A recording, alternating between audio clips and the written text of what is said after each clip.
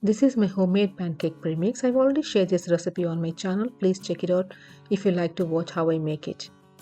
In a mixing bowl, combine 1 cup of premix, 2 teaspoons of oil or melted butter, 1 teaspoon of lemon juice, 1 egg.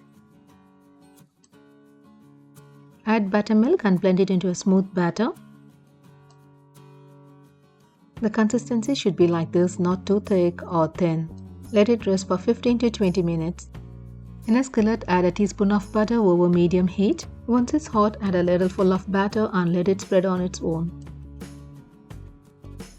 When the bubbles start to appear on top, flip it over and cook for a few more minutes over medium-low, so it will cook thoroughly inside too.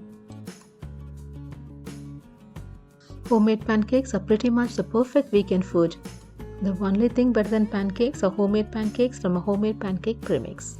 Thanks for watching. See you again soon with an awesome recipe. Till then, goodbye.